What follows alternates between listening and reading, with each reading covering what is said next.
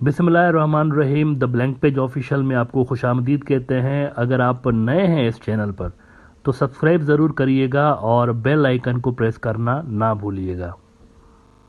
China और America की cold war वैसे तो काफ़ी अरसे से जारी है, लेकिन पहली बार शायद ऐसा हुआ है कि चाइनीज़ प्रेसिडेंट ने डायरेक्टली अमेरिका का नाम लेकर कहा है कि ये रोड़े डाल रहे हैं, चाइना की ग्रोथ में रोड़े डाल रहे हैं और एक ब्लॉक बना रहे हैं यहाँ पर एशिया के अंदर चाइना के लिए प्रॉब्लम्स क्रिएट करने के लिए। अच्छा, ये जो इनके रिमार्क्स थे ये चाइना के अंदर जो एनुअल नेशनल पीपुल्स कांग्रेस की मीटिंग होती है, साल में एक बार होती है, तो उसके अंदर चाइनीज़ प्रेसिडेंट ने ये बातें कहीं। एबीसी न्यूज़ रिपोर्ट कर रहा है कि China's Xi blames US for containment and suppression amid tensions. The president's remarks came during the annual National People's Congress। तो यहाँ पर मामला थोड़ा सा तलखी की तरफ जा रहा है। अमेरिका और चाइना के दरमियान जो कोल्ड वार है ये थमने का नाम नहीं ले रही, बल्कि दिन ब दिन इसके अंदर अब मजीद तलखी आती जा रही है, स्ट्रिक्टनेस इसके अंदर आती जा रही है। अच्छा, इसके अलावा जो इनके फॉरेन मिनिस्टर हैं, नए जो इनके फॉरेन मिनिस्टर अपॉइंट हुए हैं, ये वैसे वो साहब हैं जो कि इससे पहले फॉरेन मिनिस्टर बनने से पहले अमेरिका में चीन के सफ़ीर थे। तो चाइना ने अमेरिकन चैलेंज को देखते हुए बंदा भी वही लगाया है फॉरेन मिनिस्ट्री के अंदर, जो कि अमेरिका को सबसे ज़्यादा इस वक्त समझता है। अब इन्होंने बयान दिया है कि अमेरिका ये जो कुछ भी कर रहा है ना, इससे चीज़ें कन्फ्रंटेशन की तरफ जाएंगी।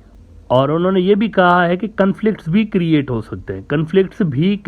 सकते हैं। ये मेरे ख्याल से पहली बार चाइनीज़ इतना खुल के बात कर रहे हैं। एबीसी न्यूज़ ही चाइनीज़ फॉरेन मिनिस्टर को कोट करते हुए लिख रहा है कि if the United States does not hit the brake but continues to speed down the wrong path, no amount of guardrails can prevent derailing and there will be surely conflicts and confrontation, said Qin who will bear the catastrophic consequences. जाहिर सी बात है, ये दुनिया की दो बहुत बड़ी पावर्स हैं, इनके दरमियान अगर इस तरह की कोल्ड वॉर छिड़ती है तो भूल जाएं वो जो कोल्ड वॉर 1 के अंदर हुआ था, उसमें सोवियत यूनियन जो था उस पर दुनिया इतनी डिपेंडेंट नहीं थी। ये अमेरिकन को भी जानना पड़ेगा। खुद उनके मुल्क के अंदर कितनी कंपनियां, कितने लाख लोग ऐसे हैं, कितने करोड़ बल्कि आई शुड से, जो कि चाइनीज़ रॉ मटेरियल पे डिपेंडेंट हैं और उन्हीं की सप्लाई चेन पे वो कंपनियां डिपेंड करती हैं, कितनी सारी हैं वहाँ पे। तो यहाँ अगर चाइना के साथ अमेरिका कन्फ्रंटेशन के मूड में जाता है तो दुनिया भर पे इसका इम्पैक्ट पड़ेगा और डायरेक्ट इम्पैक्ट पड़ेगा, क्योंकि चाइना जो है ना ये दुनिया की फैक्ट्री बना हुआ है। सोवियत यूनियन दुनिया की फैक्ट्री नहीं था, ऐसा नहीं था कि दुनिया की सप्लाई चेन तब सोवियत यूनियन के ऊपर डिपेंड करती थी। इस वक्त अमेरिकन बिल्कुल उसी तरह से चाइनीज़ को काउंटर करने की कोशिश कर रहे हैं जैसे इन्होंने सोवियत यूनियन को किया था। उसके खिलाफ भी दुनिया के मुख्तलिफ हिस्सों में कंटेनमेंट ऑफ सोवियत यूनियन के तहत उन्होंने ब्लॉक्स बनाए थे। ये तो एक हम ब्लॉक देखते हैं ना पाकिस्तान के अंदर, और वो जो अफ़गानिस्तान के अंदर मुजाहिदीन क्रिएट हो गए तो सोवियत यूनियन के जो मुस्लिम इलाके हैं उधर वो इंसर्जेंसी उन्होंने शुरू करा दी। लेकिन इसके अलावा भी आप देखें ईस्टर्न यूरोप के अंदर, फिर बाल्टिक स्टेट्स के अंदर, जगह जगह पे उन्होंने सोवियत यूनियन के लिए काफ़ी प्रॉब्लम्स क्रिएट किए थे। छोटे छोटे यूँ समझे कि ब्लॉक्स बना दिए थे जिसको लीड ये करते थे। अब यहाँ पर भी ये वही कुछ करने की कोशिश कर रहे हैं, लेकिन इनको ये अंदाज़ा ही नहीं है कि दुनिया पे इसका कितना खतरनाक असर पड़ सकता है। अब चाइनीज़ ने ये जो खुल के हिंट दे दी है कि इससे कन्फ्लिक्ट्स पैदा होंगे, तो सवाल ये पैदा होता है कि सबसे पहला कन्फ्लिक्ट कहाँ पर पैदा होगा इस यूएस चाइना कोल्ड वार के नतीजे में। मेरे हिसाब से ये इंडिया के अंदर पैदा हो सकता है। और ये देखें, मैं नहीं कह रहा हूँ, राहुल गांधी जो अपोजिशन लीडर है इंडिया का, जो कि शायद इंडिया का वो वाहिद पॉलिटिशियन है जो कि चाइना को सबसे ज़्यादा समझता है मेरे हिसाब से। मैं जब इसकी स्पीचेस सुनता हूँ पीएलए के बारे में जब ये बात करता है और चाइनीज़ मिलिट्री स्ट्रेटजी के बारे में बात करता है, तो काफ़ी वजन इसकी बातों में महसूस होता है। यूँ लगता है कि ये मॉडर्न वॉरफेयर को इंडिया के अंदर सबसे ज़्यादा समझने वाला नेता है। अब राहुल गांधी ने यूरोप के अंदर है, आजकल यूरोप के दौरे पे गए हुए हैं, तो वहाँ के इंटेलेक्चुअल से बात करते हुए राहुल गांधी ने एक बड़ी कमाल की बात की है। उसने कहा कि हमारे साथ कुछ वैसा ही हो रहा है जो कि यूक्रेन के साथ हो रहा है। जो यूक्रेन के साथ हो रहा है वही हमारे साथ हो रहा है। असल में हम यूक्रेन हैं और चाइना रशिया है। ये राहुल गांधी के अल्फाज हैं। उन्होंने कहा कि देखें, यूक्रेन को रशिया ने यूक्रेन के ऊपर इन्वेजन क्यों की थी, क्योंकि रशिया नहीं चाहता था कि यूक्रेन वाले वेस्ट की तरफ और अमेरिका की तरफ डाइवर्ट हों और उनके करीब हों। इनसे रशिया को थ्रेट फील होता है, तो इसीलिए उन्होंने इसको रोकने के लिए इनके ऊपर इन्वेजन की। चाइना एग्जैक्टली यही चाहता है हमारे से। चाइना भी यही चाहता है कि हम अमेरिका के पास ना जाएं, हम वेस्ट के ज़्यादा क्लोज ना हो, तो इसीलिए हो सकता है कि हमारा भी अंजाम वही हो। और उन्होंने कहा कि ऑलरेडी हमारी सॉइल के अंदर, लद्दाख के अंदर और अरुणाचल प्रदेश के अंदर ऑलरेडी घुसे हुए हैं चाइनीज। उन्होंने इन्वेजन पहले ही शुरू कर दी हुई है, यूक्रेन के जैसी।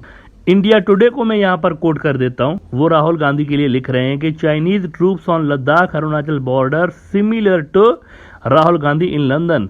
Congress MP Rahul Gandhi said that China doesn't want India to have a relationship with the US and is threatening India by deploying troops on the Ladakh and Arunachal Pradesh borders.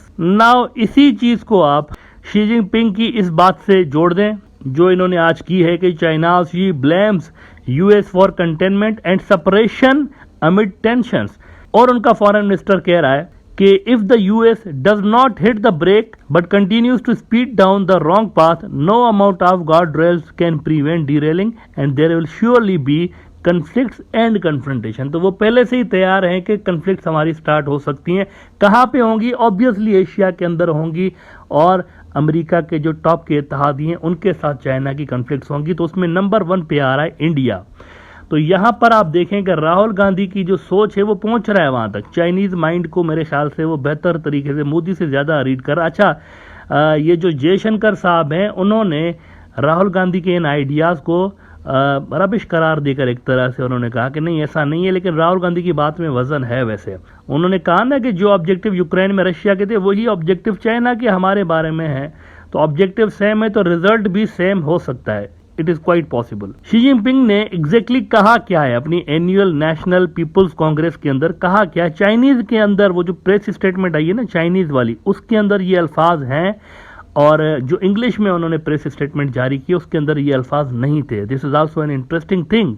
तो जो चाइनीज लैंग्वेज के अंदर press out I, जो कि जाहिर सी बात है अपने लोकल ऑडियंस के लिए उन्होंने निकाली होगी, तो उसमें क्या अल्फाज थे उसके लिए एबीसी न्यूज का आप ये जरा देख लें। उन्होंने क्या लिखा है उसके बारे में कि in the Chinese language read out of the meeting from the Xinhua news agency, she said the western countries led by the United states have implemented all-round containment and suppression on our country, bringing unprecedented severe challenges to our development। और इसमें फिर वो बता रहे हैं कि the criticism does not appear in English language version। तो directly खुल के नाम लेने लगे हैं चाइनीज अब अमेरिका का, और अपने लोकल ऑडियंस उसको भी बता रहे हैं कि देखें अमेरिका हमारे खिलाफ जो है वो खुल के सामने आ गया और बहुत ज़्यादा उन्होंने चैलेंजेस पोज किए हुए हैं। और एट द सेम टाइम वो ये भी थ्रेट कर रहे हैं कि अगर हमें रोकने की कोशिश की गई तो कॉन्फ्लिक्ट्स जो हैं it is very much on the card. Now अभी भी टाइम है मेरे हिसाब से, इंडिया के पास टाइम है, बीजेपी के पास टाइम है कि वो थोड़ा सा जो है ना थोड़ा सा कूल डाउन करें मामलात को। चाइना के साथ अपने जो मामलात हैं उनको कूल डाउन करें और रीबैलेंसिंग करें। अपने ये जो टाइज हैं, अपने जो फॉरेन पॉलिसी है उसको थोड़ा सा रीसेट करें, क्योंकि ये थोड़ा सा ज़्यादा ही अमेरिका की तरफ टिल्ट हो गए हैं और ये चाइनीज़ को बात पसंद नहीं आ रही। उधर से वो धमकियां दे रहे हैं, सीरियस धमकियां दे रहे हैं कि इसके फिर नतायज जो है ना वो बहुत भयानक होंगे और हमारी ग्रोथ जो कोई भी रोकने की कोशिश करेगा हम उसको उड़ा के रख देंगे, रोनते हुए चले जाएंगे। चाइनीज़ ने भी जो है वो सख्त जबान में वार्निंग्स जारी की हुई हैं। लिहाजा ज़रूरत इस बात की है इस वक्त के लोकल जो पॉलिटिकल एजेंडाज हैं बीजेपी के, फॉर द टाइम बिंग उनको ज़रा गिव अप कर दें और लार्जर इंटरेस्ट में जो है वो अपनी फॉरेन पॉलिसी का दोबारा से जायज़ा लेकर इसको रीसेट करने की कोशिश करें।